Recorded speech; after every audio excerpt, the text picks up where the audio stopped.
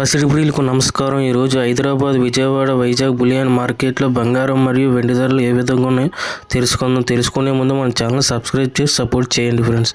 ఒక కేజీ వెండి ధర ఈరోజు 2,77,000 రూపాయల వద్ద సేల్ అవుతుంది. అదేవిధంగా 1 గ్రాము వెండి ధర 277 రూపాయల వద్ద సేల్ అవుతుంది.